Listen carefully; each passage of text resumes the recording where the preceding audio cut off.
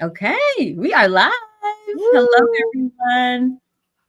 So, welcome to the coaching call for March. And this week or this month, we are talking about menstrual health. So, today you are with myself, Coach Cece, and you. Kristen, I'm the holistic nutritionist. Yeah, and I don't see our names popping up under our pictures, but we'll just roll with it. Mm-hmm.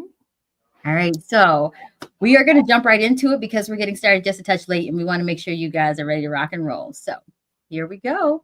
We're talking about the menstrual cycle. And we thought the first thing we would do is kind of share our menstrual stories, kind of like what happened when we were starting this part of our lives. So, Mm-hmm. do you want to go first? Do you want me to go Yeah, first? sure. Okay. I'll go first. So I was 13 years old. And I always knew about the period and I was like, "Oh god, it's coming." I was dreading it. And then you just I never really wanted to like grow up. I never wanted to get breast. I never wanted to have periods. So it was like very different for me. But once I got it, and that's a very, very important thing to remember is the two times in our life where we have the most estrogen and robust hormones is when we first start a cycle and when we're pregnant.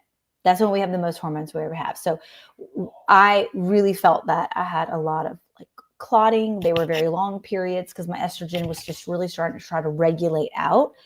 Um, but they were regular for a good little while for sure. Like I had them like clockwork. I would say Cece and I were just discussing this. It's around 28 days is like a more of a normal cycle.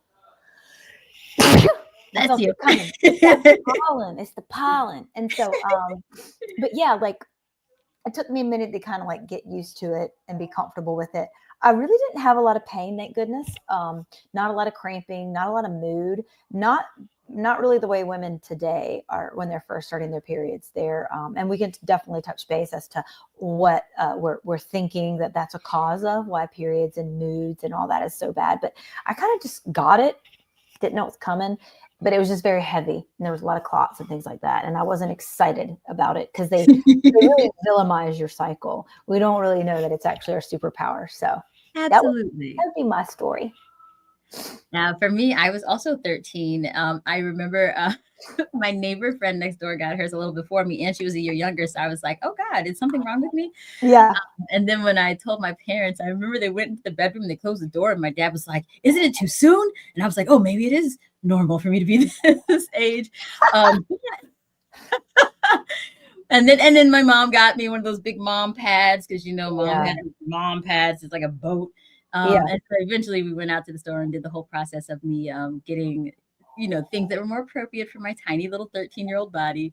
Yeah. Um, and for me, I was very involved in sports. I was mostly I played tennis, but it was a pretty good long season, and then I played like all the time. I was taking lessons too, and then I was in the marching band, so we were out in the summer, hot, long days. So I was very active, and I do feel like being very active made it a little bit more difficult because I might have been bordering on not getting enough rest and nutrition at that time. I mean, I was eating like a freaking horse. I still do, but but I wonder if that had an impact on me.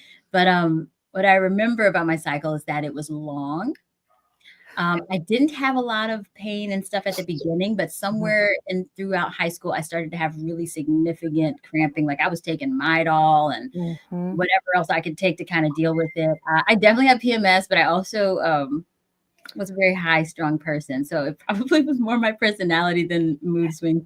Yeah. Um, And I'll even insert like I actually lost my cycle because I had eating disorders. yeah, And it's so like when you're busy and the yep. calories aren't right. Yep, exactly. So that just goes to show that your nutrition, your food, your diet, your movement all dictate your cycle. And I'll also Yeah, add in that your cycle is your fifth vital sign. So you have right. breath, you have input, output, you have heart rate, respiration, all that. But the fifth one that women have Yeah. is going to be our periods. And if you don't have a healthy period, that shows there's something going on underneath that's not so healthy. So the health of your period is important, and having birth control, that actually is not how you see if your period's healthy or not, because you're not even really getting the period, you're not even really ovulating, going through the motions when you're on a pill that's giving you a period.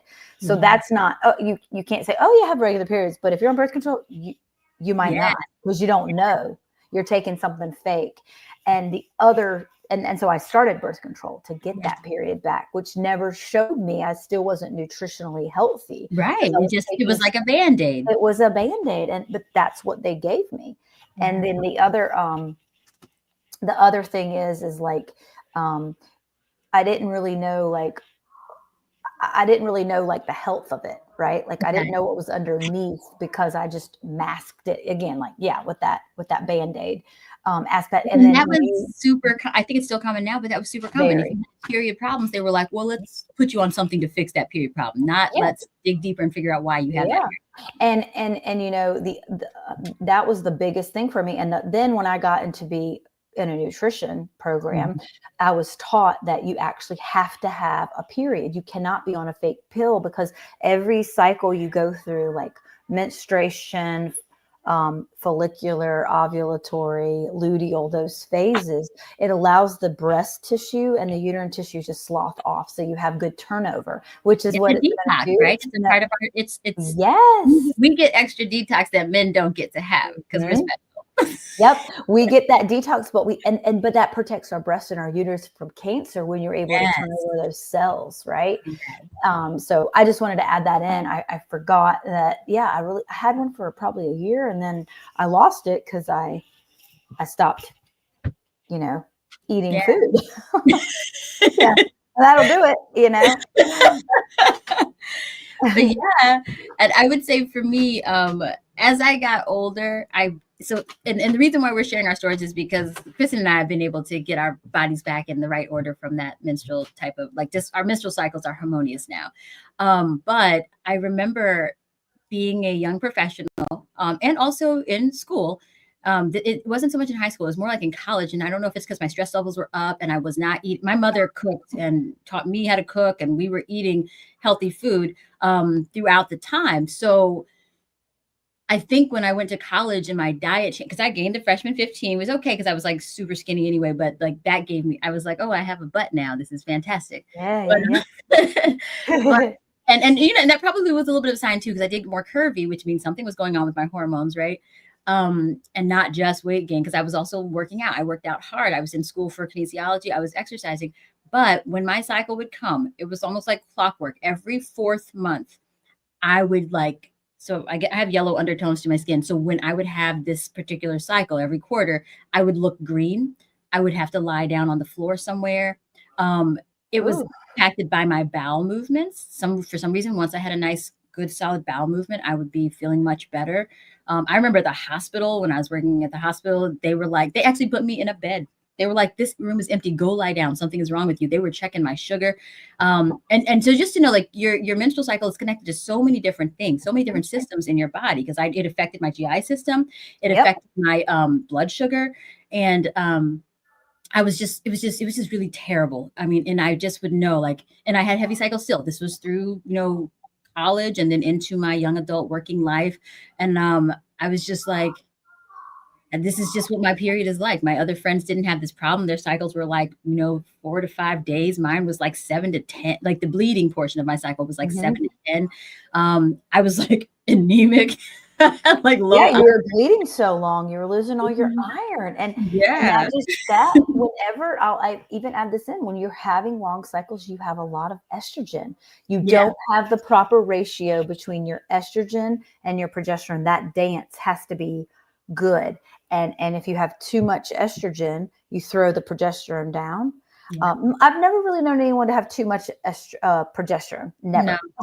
Because you have this thing that can happen. It's called a progesterone or progesterone steal. So if you have high stress, progesterone go down, and so that's just automatically going to make your Throws out estrogen. the balance. Yep. And so you're going to have the heavy periods, even if you're eating a great diet, all Mhm. organic, fresh fruits, veggies, high fiber, all the good things you need to do, all organic. Yeah. But you have high stress, you can still throw the periods off.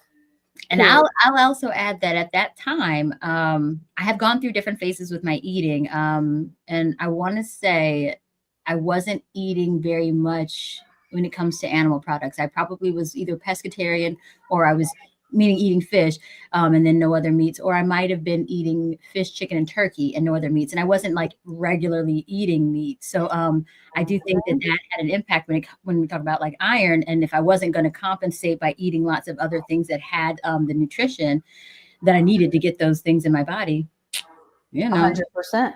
And I'll share a story that a woman I knew, or I've actually known her since I was 5. She's one of my very, very best friends.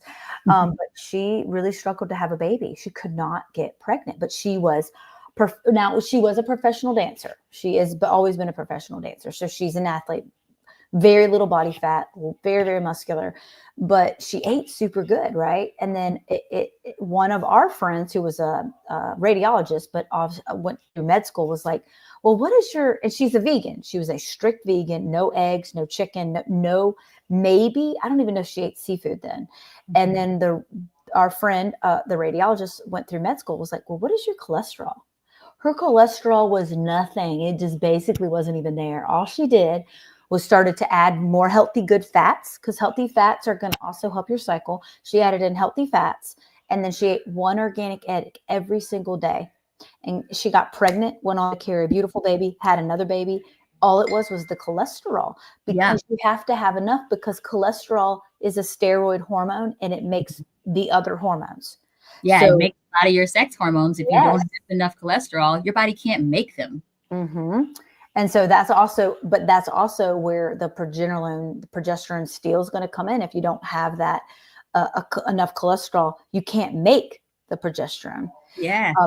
And so the ovaries are going to always push out um, the estradiol, but you still need the steroid hormones for the estradiol, but not like you need it for that progesterone. So it was her progesterone that was so low because of Yeah. the cholesterol, and that's why that one little thing. I mean, Yeah. could you imagine if she started to go into fertility and all that stuff, spending all Yeah. that You money? could Would all that money and it still might not have worked because you didn't have the right hormone levels to keep the all she pregnancy. needed was the dang cholesterol. I mean, Yeah. it was such an easy fix. So Well, and the other thing too is that when my most recent labs were done, my cholesterol is pretty low. It's not dangerous low, but it's pretty low. And no one batted an eye. But and same thing probably happened with her. The doctor was like, "Oh, good, your cholesterol is low. You're yes, different from most I'm like, Americans." But the reason why we are so passionate about doing these calls and making sure we educate you is because a lot of times doctors aren't given this information unless they go looking for it. right. And, so low cholesterol is good to a certain extent, but also high cholesterol might not even be bad. It really depends. You Yeah. have to have more testing to find out if your high cholesterol is the bad kind or if it's not. And But even then, yeah, it's but just more even to that, the like, I story. often think, like, as we get older, our cholesterol gets higher. But what does cholesterol do? It protects the brain. So is it that God is so good, or whatever you believe in, Yeah. and they're giving you a little extra something to protect your brain? Like, we don't know, because we Right. haven't always tested cholesterol for hundreds of years. We have no idea. So we don't really know. But somebody came along and said it was a really bad thing. But is Yeah. it all that bad? I Yeah. mean, now I know there's the very low density lipoprotein. You do have to be very careful there. Like, Yeah. that's something. So again, I would really look at your labs, talk with your doctor, make an appointment here at the practice if you are concerned about your cholesterol, but you're afraid to go on a statin because you've heard all these things. Like, figure out whether that's really something you actually need, or do you just modify diet, work on your liver health, work on your gut health, and maybe that's what you need, right? And that's also the same sort of order that you want to do to optimize your hormones. Pay attention to your gut, pay attention to your liver, pay attention to your diet, pay attention to what you have in here and your stress level. Yep, your mindset. All of it's the dance. Yeah. And I would even say that, Kristen and I were talking the other day about the fact that, like, yeah, these statins are being prescribed, and now we're seeing, and I'm not saying they're the cause. I am saying there's possibly a correlation. Correlation is not always causation, right? So we're seeing a correlation. We have, from what I can see, and Kristen, you can let me know if you see the same thing. Mm-hmm. But it seems that sperm counts are dropping. Testosterone Oh, yeah. levels are dumping. People are getting all kinds of medications to help with their testosterone. And you see commercials for low T and these big buff guys trying to let you know it's okay, but it's not normal. It's not normal. Your grandfather's testosterone should not be higher than yours, but that is happening. We have 20-year-olds who have lower testosterone levels than 70-year-olds because of the lifestyle differences from the generations. Lifestyle differences. Yep. And then you're seeing all these estrogen issues with women. And again, we still need to be mindful of what a statin is doing to us. And then we'll talk about this more as we go on. But then where else are we getting estrogens that are fueling that estrogen dominance? Mm-hmm. Okay, that's the first part of what we want to talk about. Now let's get into the menstrual cycle. Yeah, yeah. So, Kristen, tell me, what does an ideal menstrual cycle look like? Like, how long is it? What are the phases? What is the menstrual cycle like? Is it just when you're bleeding, or is it like a whole process? What's going on? Yeah, it's a whole process. So the day one of your period, the first time when you bleed is day one of your starts the cycle all over again. Ideally, it's a 28-day, give or take a couple of days on either end. We're all very different. We all have unique aspects to our own, periods. But give or take, I'm regular. I'm 28 days. It could be a day late. It's never really early. So, but you don't want to really have a lot of cramping and bloating and gas and gastro issues, things like that. But when you start that first day, the first day you bleed, that should last about 3 to 4 days. It shouldn't be much longer than that. And that being the first couple are your very heavier day, or your heavier days, right? Like you're going through a lot of pads, a lot of tampons, and that's what you want to see. It's really getting out, and then it starts to progress and go lower and lower and lower. And I would say even if you're kind of spotting on a day 5, that's also still okay. But you've gotten the bulk of it the first few days of that period. So I would say somewhere in between there. If it's 7 days, but they're very, very heavy the whole time, that's imbalanced, right? Like you just really want a couple days to be heavy, and then it's slowly fading out. So it can start. You might have a couple days of spotting before that first heavy day, and then your day one is not the spotting days, but that first flow day, right? Yep. Okay. First big flow day. Because it's kind of like when I first start, like I'm seeing some spots. I'm like, well, it's on the toilet paper. It's coming. It's coming. I'm getting ready. And then, but you put the little panty liner pad in, it's happening anytime now. So but it's typically 2 days of moderately heavy. You shouldn't be going through a super pad, super tampon every couple hours. That's also too heavy, right? Like there's a dance that you have to have between all that. And then, once you completely stop to bleed, you're going to be more in your follicular phase of the period. Now, I'm going to add a little tidbit in. Before we go into the follicular phase, can you tell me, when you're in the actual menstruating part of it, the bleeding part, do you have any recommendations for what people might decide to eat during that time? I don't know if there's any nutrition tips that you have. Yeah, I feel like very nourishing foods. If you're a vegan, it might be a little bit more difficult to bump up iron, but you can use things like lentils. Lentils are really good to bump iron up. Red meat, please grass-fed. If you can find grass-fed, grass-finished, to help give you a little iron back from what you're losing. And I say good, healthy, green, leafy greens, a lot of fresh, delicious foods. I find at this time, I like more cooked foods because it's a little easier on my digestion, because I'm kind of feeling heavy. My period's going. I don't really want to do I want to kind of stretch and do a little light movement, and I'll let you take that on. But I really like cooked, nourishing foods, lots of fresh foods, lots of fruits, vegetables, lots of greens, because you can get iron from greens. Absolutely.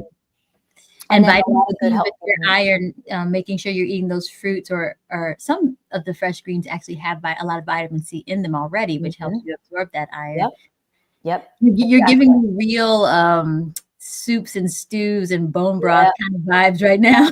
Very, very nourishing, easy. So cooked foods are always going to be easier in your digestion. If you're a raw vegan, it's not that that's bad, but when you take the energy off digestion, you have more energy to go to have the period and have the cycle, or heal other aspects of your body, because you're taking away some energy that the body has to put forth. And I just feel I feel extra tired. I feel a little drained when I'm going through that. And that's okay. That's when you It's should be. normal, right? Because you're Don't, working. yeah, don't push. You don't have to push through. You don't got to push through. Take a minute. That's one thing we want to highlight for you guys too, is that we want to be in harmony and work with our flow. We have learned for so long that we should be ashamed of it, that it's an embarrassment, it's nasty, and it's not. We should learn to harmonize with it because we are cyclical beings and we are designed to follow cycles just like the planet, just like the moon, just like the ocean. Like we are supposed to flow with these things. So enjoy that time and give yourself the grace and honor that it is a time to Yeah. slow down.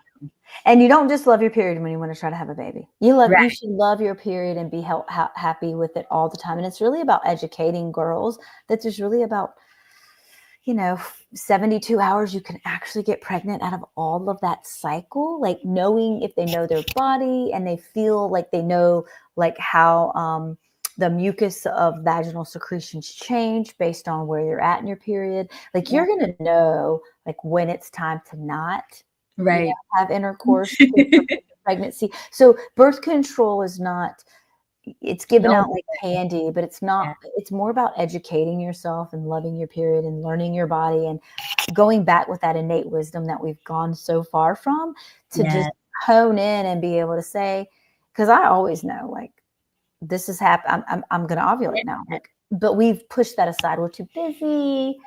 Yeah. And if you're not getting good, healthy vaginal secretions around ovulation, that's a sign that you don't have good fertility either. Yeah. So it's And really about understanding. Yeah. yeah. I think that it's really important that we remember that it's not something to be ashamed of. And when girls start their cycle, it's something that I personally think we should celebrate. It's kind of like a coming. It's like, okay, now you are now a part of this magical experience of bringing life from this side over to this side. You know what I Yeah. mean? Like you are a conduit for this magical process. And whether you choose to give birth or not, you still are carrying that magic inside of you. Right. So I will tell you, as far as exercise goes, Mm-hmm. this is a time, like Kristen said, we are in our bone broth relaxation season during this time. I think of it as like the winter, right? So we're kind of, everything is retreating. We're kind of just relaxing in there. And this is a time where you might focus on gentle exercises. So like light walking, maybe some yoga, some mind body stuff, things that just really center you and ground you while you're going through this process. Yeah. And actually, if you listen to your intuition, that's exactly what you really are going to want to do. I truly believe that. I never want to do anything crazy. I just, yeah, my energy is a bit lower. I couldn't go on like my Peloton and just hit it. Like I just like, I would look at that thing. I'm like, oh, I'm not getting on you. No way. I'm going on a walk. Thank you. Yes. Yeah. And then so when you go into the follicular phase is where you have you don't really have very many hormones at that point, like robustly, but your estrogen is going to start to build here. So now estrogen is very insulin sensitive. That is a very important thing. That means that you can actually get away with a lot less carbohydrates. And the less carbohydrates are actually going to help you build up the estrogen better. Now, if I'm not saying you need to be carb-free, keto, or nothing like that. I mean, you still need like your fruits, your veggies, those kinds, but don't, not a lot of potatoes, not a lot of sweet potatoes. You could kind of do more of like really good nourishing fruits, vegetables, smoothies, if you wish, things like that, a little less carbs, because that's going to actually help your estrogen build up. Because you have that sensitivity, you don't really need to satisfy the blood sugar so much with like a lot of foods, but always hear good, fresh foods, nuts, seeds, organic fruits, vegetables. Follow the Clean 15, the Dirty Dozen to see where you can save money there. But always organic meats. I mean, really, really, really try your hardest to do that. I feel like there's a lot of great places you can find to purchase those. Yeah.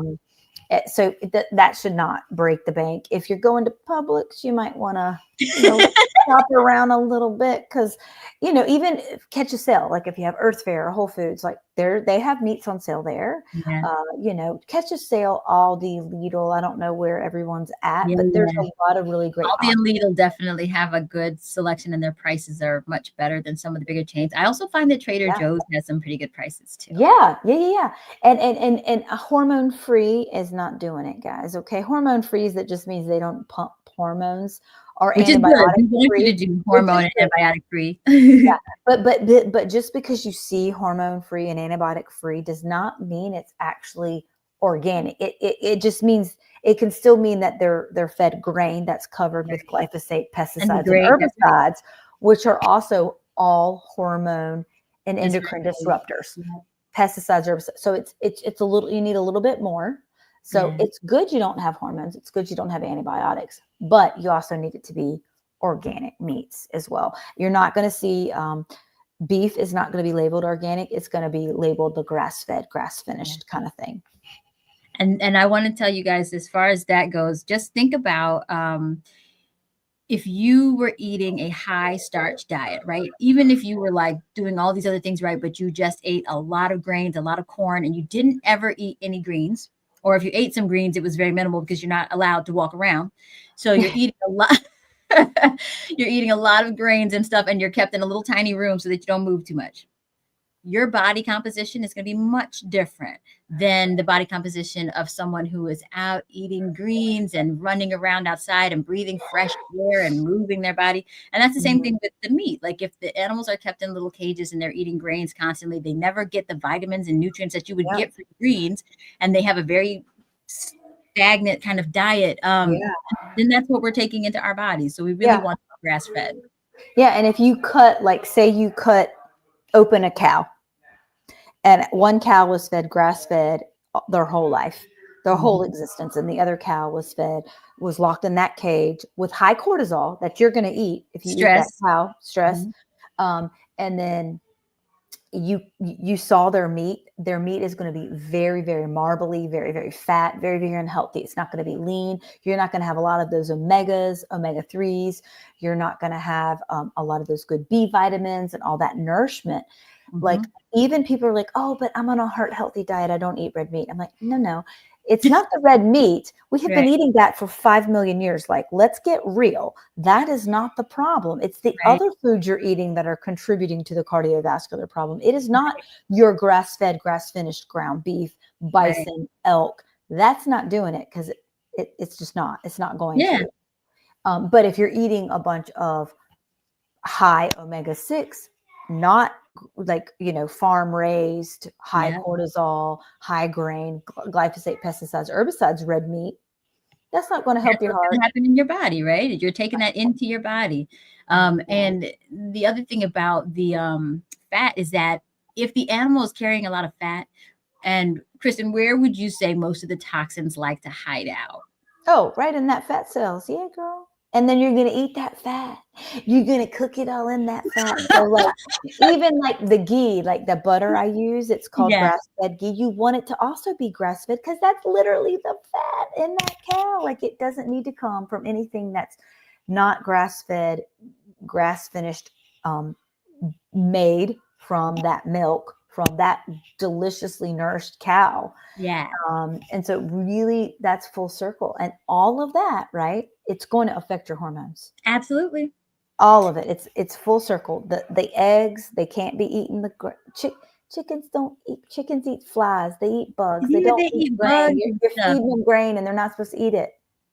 They You go know, out and they forage and they scavenge and they just eat stuff in the Mhm. ground. They dig around and scratch, and their legs aren't so big and fat that their bones break. Yeah.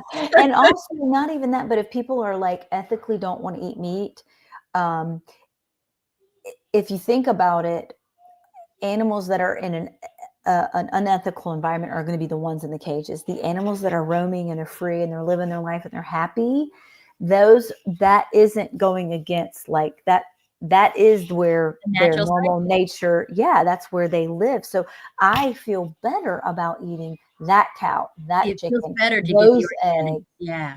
Correct. Like, inside of me, I know I'm not eating cortisol and high stress and all that, because that's also And you're not contributing hormones. to that poor treatment of animals that we are supposed to be the stewards of. You know, we're supposed to be looking after the planet, and to treat the animals like that, to me, Absolutely. or in the Now, name of more productive, you know, farms and stuff like that. But we never needed that much meat. yeah, exactly. And if you're doing it for environmental reasons, seed oils produce so Far much more. more Yeah. toxins in our air than the byproducts of animals will ever do tenfold in the entire history of the And the seed world. oils I are will tell you just that. the seed oils are worse than if to be frank, according to the research, and not the research from what was it, probably like the 80s or so, when they were telling us don't eat red meat. The research actually shows that the seed oils that you're getting from your boxed foods is actually what contributes to inflammation and heart disease and Yes. cancer and all these other things. Whereas the Cholesterol. yeah, and that beef tallow, or just eating beef and other Grass animal fed. products from naturally raised animals that are not being treated poorly, is actually Gonna anti-inflammatory. help it. So Yes. fat is not bad. You guys need to know that, because you cannot make your hormones and other things without having these things inside your system. Exactly. And so how would you work out in the follicular phase? So in the follicular phase, I would begin to start to ramp up my workouts. It wouldn't be my peak workouts, but I would definitely start moving a little bit more vigorously, maybe a little bit more endurance. And I would also be doing some weightlifting. I'm a big believer that women need to lift weights. We need our bones to be healthy and strong, and having a healthy cycle helps to keep your bones strong. Yeah, and it's an antidepressant to work out. You're gonna feel Yes. better. You're gonna move the Your hormones through food. the body. Yep. Mhm. And then you're gonna move into the ovulatory phase, and that is really only about 24 hours. It's just when you drop the egg. It's a very quick phase. Mhm. And really, I don't know that I would modify too much dietary wise between follicular and ovulatory, just making sure you're not overdoing it exercise wise, and you're definitely not restricting eating. Right. Like start maybe like, right before you're about to ovulate, eat some good, more nourishing foods. Start to throw in a little bit of carbohydrate in there, Yeah. like healthy carbs, sweet potatoes, beans, more legumes and things like that, to just help have that beautiful, like, that beautiful drop of the egg, and making sure it's a healthy egg. But because it's such a short phase, not a lot you can do in that 24 hours dietary wise, but just making sure you're getting ready to start carving it up, because you're about to go into a phase that requires more of it. Energy. And I would say, as far as your workouts go, you are probably doing it's a great day to take a really intense one. I mean, you're really Yeah, ramped up, your body is ready. So that might be your day to do something challenging. Like, let me see how much I can lift. Let me see how fast I can run. yes, Let's see if I can go this distance.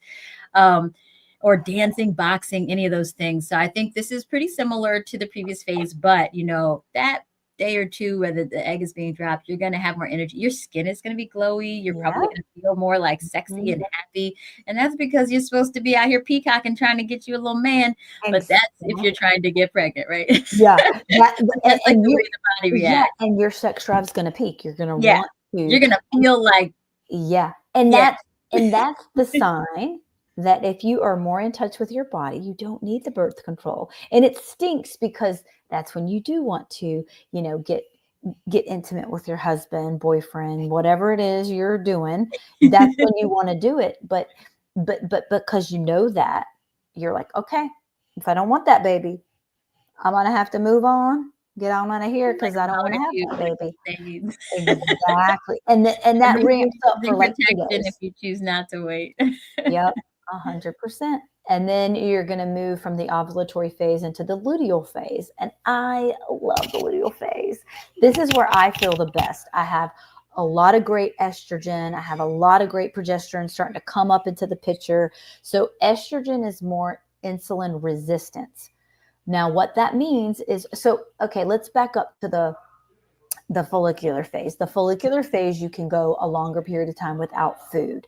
Like, you could get away with having a 14-hour fast. Like, I was well, just gonna ask you about fast. I wrote I it know, down. I Make sure to ask about completely fast. forgot about that. So we're going to back up. We're going to go back to the follicular phase. You just stop bleeding. You're in your follicular phase. You can start moving the body a little bit more. You can do a lot less carbs. You're starting to build energy and estrogen up. You're insulin sensitive. So that means, because you're insulin sensitive, you can actually skip Not I don't love women to skip meals only because we really need to get enough protein in it. It's very hard if you're only eating twice a day. You Yeah. really want to be getting 1 gram of protein for ideal body weight. And that's kind of hard to do whenever you're skipping breakfast, but it could mean that you do have a shorter window. Like you eat breakfast at 10, you have lunch at 1, and you eating at 6 for dinner. You can still squish it in. Like I typically do about a 14, 13. I'm always doing a 13-hour fast. I just feel better. Plus I got to get my kids up in the morning. I don't have time. But I'm always doing about 13, but then I can do maybe a 14-hour fast when I'm in the follicular phase. I've just ovulated. Now I'm in the luteal phase. I require more carbohydrates. Your body burns an average of about 280 extra calories during this phase, which allots you to have those extra carbohydrates. I'm not telling you to break open a bag of chips. I'm talking about you're making your purple potatoes or your white potatoes. You're making your And those yams sweet and potatoes. potatoes, particularly sweet potatoes and yams, are helpful for your lady hormones. Very, very helpful. They actually help a little bit with blood sugar, especially if you're adding cinnamon and grass-fed ghee on there. But always eat your protein first, and then move into your veggies, carbohydrates. That's kind of how you want to do it. But you're going to require more carbohydrates because you want to regulate that blood sugar. You want to go in and help that spike by adding it and satisfying it with a little extra carbs. Plus, you want to sleep good. Like that's going to actually optimize your sleep when you throw a little bit of those extra carbs in. You have sweeter dreams. You'll sleep a little bit longer. Women that eat the same thing and exercise the same way and are skipping breakfast for the whole month, and they're hitting the gym and they're fasting and they're trying to be miniature men, you're Yeah, going to because ruin your remember that hormones. industry was not designed based on women. I mean, honestly, I can't even right now think of an industry that was based on a design that was for women. It's very much been, this is what men should do. We've done We're studies not on men, small and men. this is how We're this not small medication men. should be taken. We are not small men. They don't cycle the way that we do when it comes to our hormones in our bodies. So we need to be mindful and take back that feminine energy and Yeah, say we're going to exercise in a way that embraces our yeah, feminine side. and, We all and, have that feminine and masculine, but yeah. we are more feminine dominant. And Cece and I are smaller women. We wouldn't benefit from these really long fasts because our bodies are like smaller. Now, some women can get away. You can squeeze in a 24-hour fast, not too close to ovulation. Like you can do a lot of things if you have a lot more body weight on you. So this is where it comes in, as if you do want to do these more like extreme like things, get with somebody in our practice, make sure it's going to be something suitable and healthy for you, which is why I'm basically telling most women don't really need to skip that meal. But some women absolutely can get away with it. 100%. But I can't. I don't feel well when I try to do like long fasts or skip a lot of meals. I don't feel nourished. I don't feel good. I can't get enough of my protein in. So for me, I'm a fit, strong woman. It's not for everybody, but I do Right. great with that 13, 14 hour. That serves me. So know that we always need to make it based on you as an individual and what your needs are. I think that's really important because there's so many different things out here about intermittent fasting and things like that. And I have yet to really find one. Oh, there's a book that someone suggested on a call Fast yesterday. like a girl. Yes. And that, look into that, because we are, like she said, we are not miniature men. We are not designed to function like them. If we were, that would be really, really awful, because then what would the men be doing?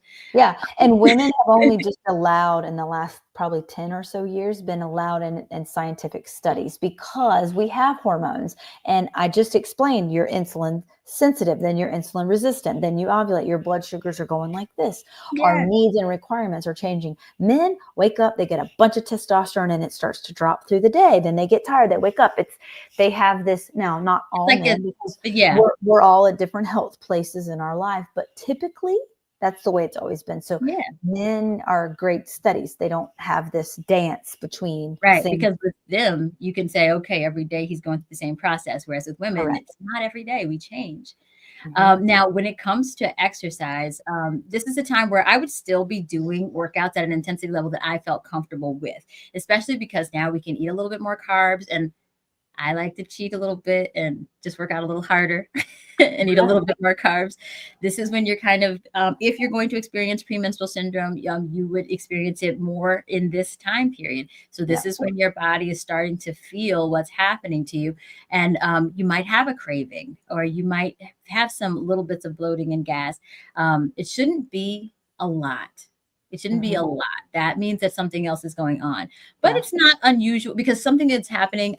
Gosh, I forgot to bring my book down here to remind myself, but like there's a reason why we crave chocolate during this Dark. time. If you crave It's chocolate. for magnesium, dark Yeah, there's like chocolate magnesium, because you require. So your magnesium is one of the most important minerals. There's not one client I work with that I do not give them magnesium. We are all. I have yet to find someone that, even if you get a blood test and they're like, "Oh, my magnesium's good," that's not tissue saturation. right. It's a different a different story. You can get away with adding magnesium glycinate, calming magnesium in the body, because you're really going to crave it. Because guess what that's doing? It's going to relax the uterus. It's going to make you sleep better. You require more of that during this phase. Again, come work with one of us. We'll get you on the correct magnesium for you. Do Yes. you need it for your There's brain? no Do you need it for your one. period? Do you need it for your muscles? There's 7 forms. You got to take the right one. Don't go to the pharmacy and pick up a magnesium, because And they're like, oh, it didn't work. do you know what form it is? Like you need to really be educated in that area. But dark chocolate, a good clean dark chocolate would be wonderful here. It will help that sweet tooth, but also get you that bump in your magnesium. Now, this is a time where I would also, for whatever reason, crave a Whopper. And I didn't even really eat fast food at this stage in my life, but I was just like, oh, I could really go for a Whopper right now. But I think it's because now I Red don't meat. have that symptom now, but yeah, I think it was because my periods were so heavy back then that I would really, really be. She would really be craving like that red, delicious meat. And whenever you have those cravings, if it's something that is reasonable, like we don't want you to go out and eat that Whopper, but you could go get you some grass fed, grass finished beef and make you a Yes. homemade burger to bump up your iron so that you're more nourished, because your period's about to start. Yes, and now I don't get that craving because I've gotten things back into a better balance, and we're going to talk to you guys about how we got ourselves back in balance in just a bit. Yeah. So I think we covered all the different cycles. We talked about nutrition and exercise during, or the different phases of the cycle, and we talked about nutrition and exercise during those phases. I'm sorry, I am in here with the walkie-talkie now because this is real life and we have little kids. So I'm going to Yep. put the walkie-talkie out into the hallway, and I'll be back. And I'm just going to talk to you about a few other nutrition needs that you're going to have. I think some levels that are important to kind of get checked is vitamin D, because again, vitamin D is uh, is more like a hormone in the body, and you really want to have an optimal level of vitamin D before, so that you have a good healthy period, or that you do want to go on to have a healthy baby. I would say iron would be another really good a level that you want to get checked. Most women that start to bleed way too much, you're going to be iron deficient, and you might need to supplement with some natural iron with vitamin C matched with it, but making sure you're checking that. Getting your thyroid checked, that's going to be a huge one. Keeping your blood sugar in balance and in check. If these are issues, please reach out to our beautiful practice. We're happy to help you with this, because we have this huge flux of PCOS, polycystic ovarian syndrome, Very significant. happening. I have not. What I used to see a lot of was endometriosis, Osis. and now PCOS is like just. Yeah. And let me just tell you what PCOS is. It's insulin resistance of the ovaries. It is because that can actually happen in utero. If mom is not eating a great diet, baby's at risk for getting polycystic ovarian cancer syndrome. Sorry. Syndrome, And yeah. and when and even like the classic symptoms of what somebody looks like, oh, you're going to have a lot of extra belly weight, you're losing your hair, you're getting chin hairs, you have a lot of acne. There are a lot of women I've worked with that are tall, slender, skinny, that also have PCOS. And they don't fit So that old school profile. right. And they just get their levels of testosterone, and they're really, really high, because there's a different dance between testosterone and estrogen and aromatase and all these things, and insulin, that all are the reason why you have PCOS. That's a different talk for us to talk about. But making sure you're nourished, making sure you're eating well, making sure you're exercising, all will help the PCOS and regulate your testosterone. High fiber fruits, vegetables, nuts, seeds, legumes, everything we keep talking is also going to help something like that. I think, go ahead. And then, so yeah, I would think, and you add in whatever labs you think, but checking fasting insulin is going to be huge. Testing testosterone if you're suspicious of PCOS, or just to know why you might be having periods that are not always coming, that are coming sporadically. Iron, thyroid, D. What else? I think I said them all. But you add And what then you think. cholesterol. Yeah, cholesterol. And then I was going to say another thing that might be driving this is a lot of our foods are contain seed oils. And there's this big thing like, oh, are seed oils bad or are they not? They're bad. And They're very bad. I have no problem with saying that. Come talk If to me you're about seeing it. saffron, sunflower, canola, vegetable, those are seed oils. If you are cooking with, pumpkin seed oil or sunflower seed, you guys stop. Cottonseed oil, bad, bad, Canola, bad, bad, bad. even though they're trying to tell you canola oil is good. It's not good. It's not good at all. And even flaxseed and hemp oil, those are very good. But if you want them, you need to buy a small little dark bottle, open it, throw it in the fridge, use it within a couple of weeks. Don't sit that out on the counter with the oxygen and the heat, the temperature changes and all that. That messes it up. Not to say that you can't throw like a little bit of flaxseed oil or hemp oil on your salad one day. Right. But again, little bottle in the fridge, go through it in a couple of weeks, because Right. seed oils are very volatile and they're very, very inflammatory. Never should be heated, never should be cooked with. And I think that people are used to cooking with oils. If you're going to cook, that's when you're going to be cooking with a fat. You're going to be thinking about using like, you can help me out with the beef stuff, but I would say it would be ghee. You can use coconut oil. And again, these things are going to be virgin, cold pressed, like all the good stuff. We're not heating it up to get it out. We're keeping it in its most natural state with less oxidative or oxygen disrupting status in it. So olive oil and so what I or not you can cook with olive oil and avocado oil, but I actually find that I would rather cook with ghee and butter and coconut oil. And then with olive oil and avocado oil, I actually like to add them on top after I've cooked everything and turn the heat off. Because you get more of the good benefits from, but they do have a good gas point. So if you cook with them, they don't become volatile as quickly as some of the other oils. But any of those oils you just said, say you throw them in the pan, you turn that pan up and you walk away and it starts to smoke. You have changed the molecular structure of the oil. That's also not good. Don't smoke any of those oils, because if you're smoking it, it's changing. Just a little caveat there. They can take the high temperatures, but you should never let them smoke. Yeah. And so basically you're going to want to have a diet that is more anti-inflammatory. So that's all the good stuff that Kristen has been telling you with the fruits and vegetables. You're going to keep your sugars and things like that, your very, very starchy carbs to a minimum. It doesn't mean you never have that type of stuff, but you're going to keep it low. It's not going to be the biggest and hugest portion of your diet. And again, this is something you should work with your dietitian, your doctor with, because maybe you're a high endurance athlete, and what that high endurance athlete needs is a little different because of their calorie burn and how they're using their energy. But we're giving information for like the average woman walking around. Exactly. Yeah. And that's why, like, reach out to somebody in our practice. We're happy to help optimize your diet based on what you're doing.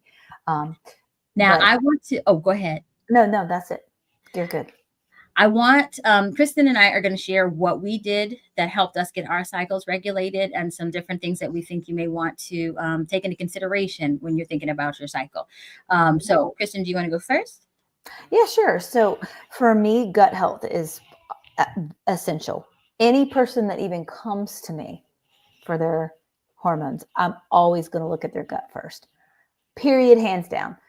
Because the gut is supposed to get rid of your estrogens, your endocrine disruptors, your environmental toxins, based on how diverse it is. If this is foreign to you, again, come see us at the practice. We'll tell you all about the gut health. But making sure your gut is very optimal, it's working well, it's detoxing your estrogens, all that. And if that's working well, then the liver is going to be healthy. If the liver is not healthy, the gut's not going to be healthy either, because they're just in this very bi-directional circle, right? And the other thing that I would do is making sure the gallbladder is optimal. If you don't have a gallbladder, there's a lot of good things you can do to keep that bile flowing well, because that could be very irritating and cause a lot more diarrhea. And then you're not really absorbing things like that. And you really have all of your nourishment in the body to help optimize your hormonal system. For me, I had my first son, Ellis, and really got my periods back, and they weren't terrible at all. But then when I had baby number two, I got a period when I was still nursing him, which was not normal with my first one. I got a period, like, it was getting close to the end. Like, I think Zane was 12 months, and I nursed till 15. But I got maybe 11 months. I got my first period. It was awful. I felt so terrible. It was just awful. I thought I was pregnant again. I was like, I'm gonna kill my husband if I'm pregnant. I'm like, I do not. I'm gonna kill him. And so, but it turns out I wasn't. It's just got a period, and it was a really bad one. And then the second one was no better. The third one was no better. And then even the fourth one, and I was still nursing him. So then I was like, all right, okay, I'm about to be done nursing anyway. So I stopped it. But then I went right into a very good liver detox.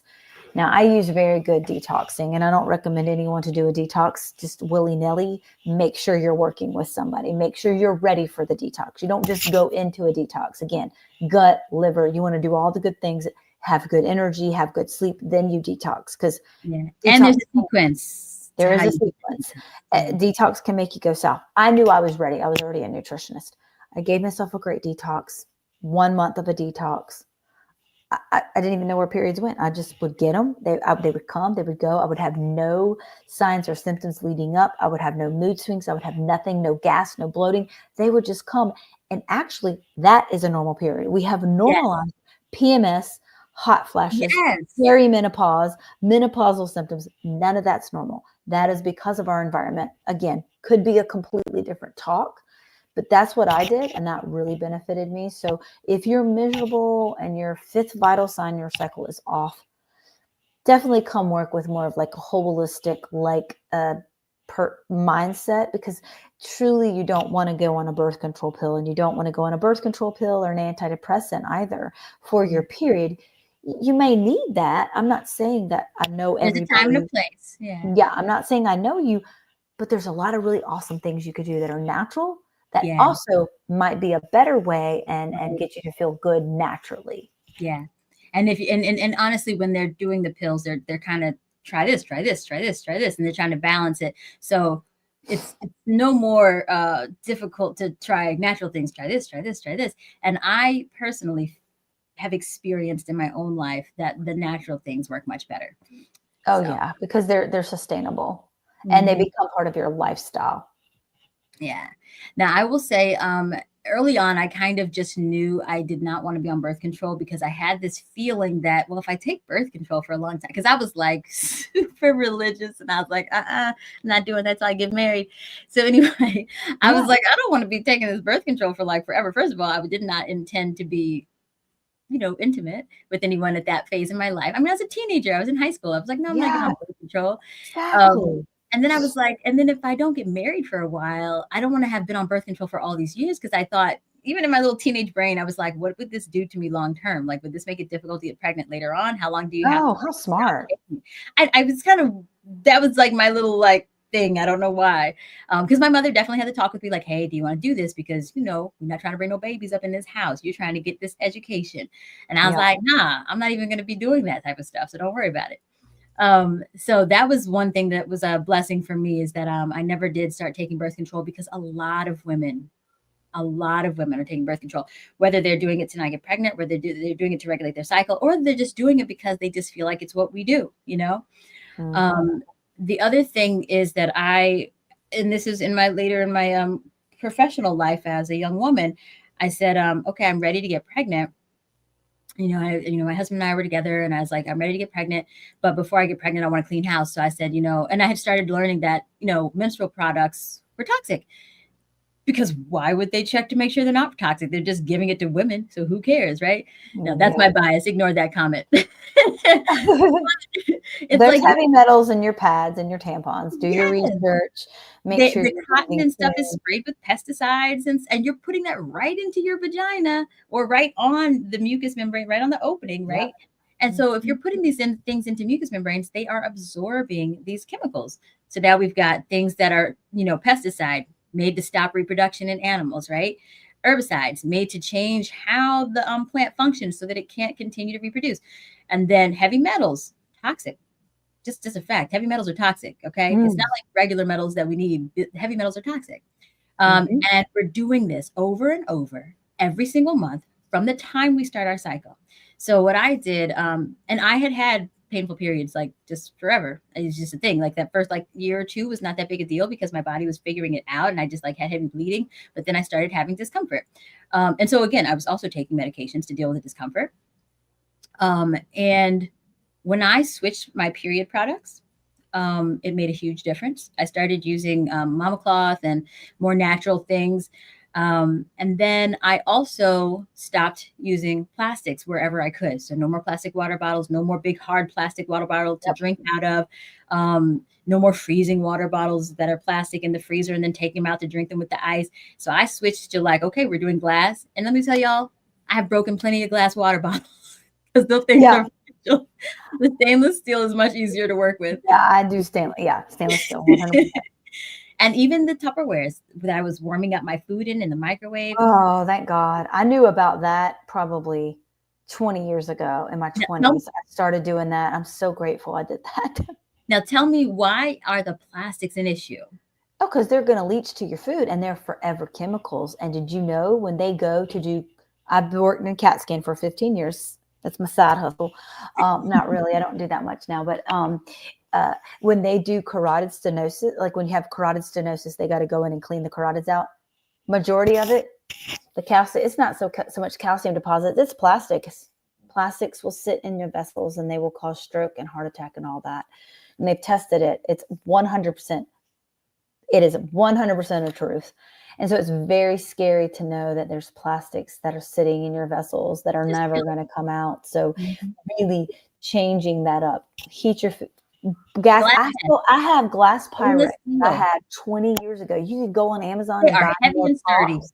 Mhm. Yeah, you can go. They can take very high temperatures. You can throw them in the oven, the micro. They can take high temperatures. You can drop them. They won't break. It's amazing. Very great investments. And then making sure again, everything's wrapped in plastic. If you go to Right. Europe, nothing's wrapped in plastic. It's all Yeah. fresh. It's You want just your fruits and veggies sitting out, you want to grab them naked from the little tray, like yeah. Yeah, and so that's the other thing, like what Cece is alluding to is it's your liver's taking a hit. Your liver is very responsible for your estrogens and getting them out and activating them and deactivating them, which is why after Zane, my second baby, it was my liver. When you have a baby, your liver is going to get backed up. It's going to happen. That's what pregnancy does. Things kind of back up. More energy is going to grow the baby, which is why I knew I need to focus on the liver. Mhm. And when I did that, great, Normal. back to And normal. so the other thing about the pesticides and the antibiotics and the plastics and all this, that, and the other, they're killing your microbiome, right? The plastics are tricking your body and giving you these fake estrogens that your body is like, oh, so now you get all this excess estrogen floating around that you don't need because we already talked about estrogen dominance, right? And the balance. Um, and the other thing I started doing was filtering my water. So because you get other things in your water, right? We've got Mhm. the primary lots of women are on birth control, and that birth control is actually getting into our regular circulating water that we drink, our tap Yep, water. because So they're peeing it in the toilet. yeah, and our water is recycled. So I don't know if y'all think that the water just goes away when you flush it. You're gonna No, drink that later on. don't drink tap water, people. Come on. Yeah. But all of that, now this was just me trying to be more clean. I didn't learn until later that what I was doing was rebalancing my hormones. I was just like, I need to make better choices. I'm going to bring a baby into this world, and I want this baby to come to a nice, clean environment. And I want my womb to be as clean as it can be, because I'm passing things to my child through my womb. So that when I made those changes, I no longer even know when my period is coming, other than the fact that I just know it's coming. I don't feel it. I don't have cramps. I don't have once a quarter where I'm lying on the floor turning green, hoping that like hurry and pass this moment. I feel fantastic. And it also has changed my energy levels and all of that. Your hormones are so important. So I love that, Kristen, that you shared it's the fifth vital sign, because I think people are like, it's the dirty little secret that we No, it's just such love an it. important thing. Yeah. Such So an I think, oh, go ahead. no, I'm good.